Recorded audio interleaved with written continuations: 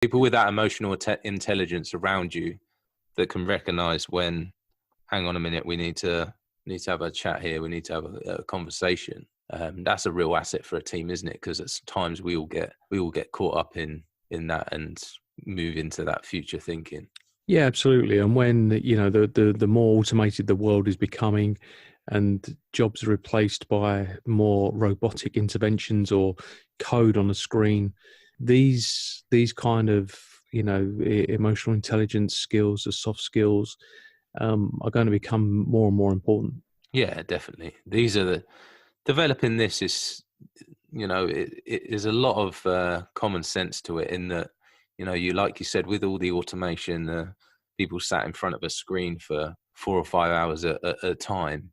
It's just knowing when I need to get up and go for a walk, when I need to stop and have a drink, all this stuff. It's kind of that stuff, it just becomes blatantly obvious to you because you're not caught up in all that future stuff. Or if you are, it doesn't carry the same weight and influence over you.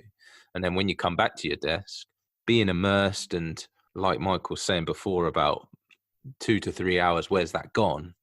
That quality of work and that quality of collaboration, it just comes naturally then. Yeah, absolutely. And I think that's the thing, you know, when you're locked into what you're doing, you can even, you know, forget to go up or realize that you haven't been to the toilet for 6 hours, or Yeah. it's gone past lunch, you know, it's 2 o'clock. Yeah.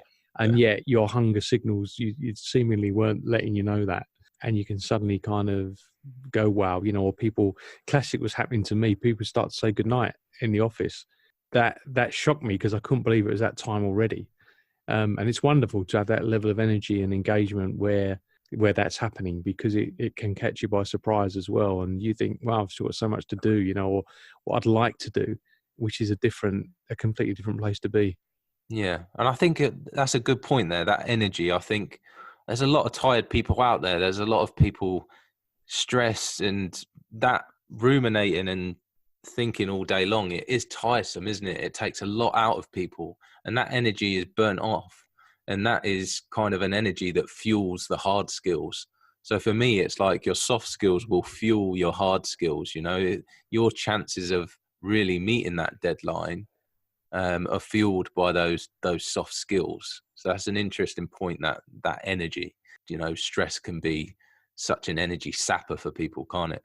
Well, yeah, for sure. You know, there's nothing more draining than sweating about something that may never happen, or doesn't happen. And indeed, what this isn't confined then to the office, because you're taking that home with you. You might get a bit of respite when you meet the kids, or have a chat with the wife, or, you know, you're eating dinner, or you might be out somewhere. And then it can hit home as soon as you get back, and you might, you know, just be having a nightcap or getting a coffee or something, and then it hits you, and you then can't get to sleep, and yet you're tired. You know, it's a paradox. Yeah, you end up losing energy, and then you get back home and you can't sleep either. So your energy is depleted even further. So it's like it's a cycle. Then you wake up in the morning and you're like, wow, I can't wait for the weekend. I need a coffee. And then you end up overdoing it on the coffee, and then you can't sleep after that. So you can see how that cycle takes place for people.